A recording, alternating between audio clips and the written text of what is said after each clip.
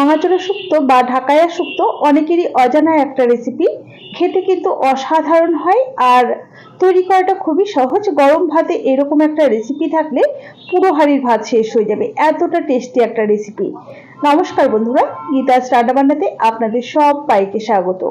আসুন দেখে নেওয়া যাক আমার আজকের এই ভাঙাচোরা শুক্তোর রেসিপিটা তৈরির জন্য এখানে আমি অল্প পরিমাণে একটু এরকম রিং করে কেটে নেওয়া উচ্ছে নিয়েছি লাউ, এরকম ছোট ছোট ডুমো ডুমো করে কেটে নিয়েছি বেগুন, আর নিয়েছি ছোট একটা আলুটাকেও ওরকম ছোট ছোট করে কেটে নিয়েছি।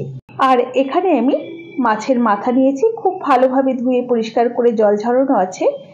এর মধ্যে লবণ আর হলুদ গুঁড়ো দিয়ে খুব ভালোভাবে মাথাটাকে মাখিয়ে রেখে দেব।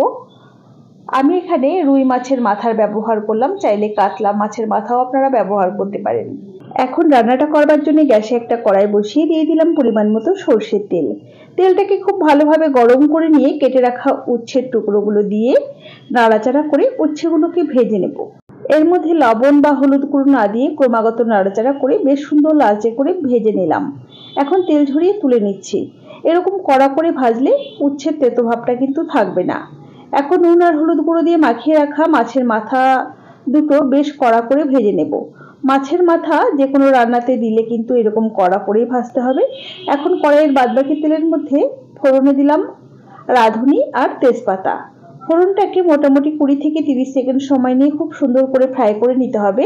ফোড়ন ভাজা হয়ে গেলে এখন আমরা কেটে রাখা সমস্ত সবজিগুলো একই সাথে অ্যাড করে দিলাম। 1 থেকে 1.5 মিনিট সময় নিয়ে নাড়াচাড়া করে সমস্ত কিছুকে খুব ভালোভাবে মিশিয়ে নিচ্ছি। আর এই সময়তে এর মধ্যে আমি অ্যাড করে দিচ্ছি স্বাদ মতো লবণ। পুরো রান্নাতে যতটা লবণের প্রয়োজন একবারেই দিয়ে দিলাম, সাথে দিয়ে দিলাম হাফ টিস্পুন হলুদ গুঁড়ো। লবণ আর হলুদ গুঁড়ো দিয়ে নাড়াচাড়া করে একটু ভাজা করে নিচ্ছি। জাস্ট 2 থেকে 3 মিনিট একটু ভাজা করে নিলাম। এখন এর মধ্যে দিয়ে দিচ্ছি মোটামুটি 1.5 চা চামচের মতো আদা বাটা।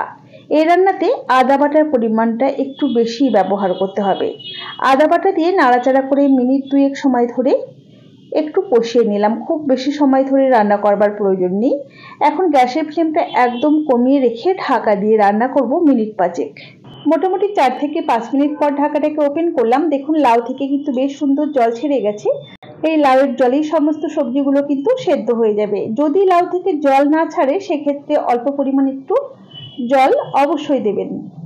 দেখুন খুব ভালোভাবে নাড়াচাড়া করে মিশিয়ে নিয়েছি আর সবজিগুলো মোটামুটি 80% মতো সেদ্ধ হয়ে গেছে। এখন আমি ভেজে রাখা মাছের মাথা দুটো হাত দিয়ে ভেঙে দিলাম, চাইলে খুন্তি দিয়েও ভেঙে দিতে পারেন। এবারে খুব ভালোভাবে নাড়াচাড়া করে মিশিয়ে নেব আর গ্যাসের ফ্লেমটা কমিয়ে রেখে ঢাকা দিয়ে মোটামুটি আরও 4 থেকে 5 মিনিট সময় নিয়ে রান্না করে নেব। এটা রান্না হতে হতে এখানে আমি হাফ চা চামচ পরিমাণ চন্দনী বা রাঁধুনি নিয়ে নিলাম। এই চন্দনী বা রাঁধুনিটাকে শিলে মিহি করে বেটে নেব। এদিকে 4-5 মিনিট হয়ে গেছে। দেখুন ঢাকাটাকে ওপেন করে নিয়েছি। বেশ সুন্দর তেল ছেড়ে গেছে, সমস্ত কিছু বেশ সুন্দর মজে গেছে। একটু নাড়াচাড়া করে নিচ্ছি আর আগে থেকে যে উচ্ছেটাকে আমরা ভেজে রেখেছিলাম সেই উচ্ছেগুলোকে এই সময়তে অ্যাড করে দিলাম। সাথে খুব অল্প পরিমাণ একটুখানি চিনি দিয়ে দিলাম। এতে কিন্তু রান্নাতেই মিষ্টি হয়ে যাবে না, স্বাদের ব্যালেন্সটা একদমই ঠিকঠাক থাকবে।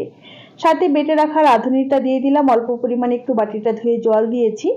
খুব ভালোভাবে নাড়াচাড়া করে মিশিয়ে নেব আর মোটামুটি 1 থেকে 2 মিনিট এভাবেই নাড়াচাড়া করতে করতে রান্না করে নিলেই তৈরি হয়ে যাবে আমাদের দারুণ সুস্বাদু মাছের মাথা দিয়ে ঢাকাইয়া শুক্তো বা ভাঙাচোরা শুক্তো। আমার এই ভাঙাচোরা শুক্তোর রেসিপি আপনাদের কেমন লেগেছে অবশ্যই আমাকে কমেন্ট বক্সে কমেন্ট করে জানাতে ভুলবেন না যেন। ভালো লাগলে অবশ্যই একটা লাইক করবেন আর বন্ধুদের সাথে প্রচুর শেয়ার করবেন। তাহলে আজ এই পর্যন্তই। সকলে ভালো থাকবেন, সুস্থ থাকবেন। হাজির হয়ে যাব নতুন কোনো রেসিপি নিয়ে। ধন্যবাদ।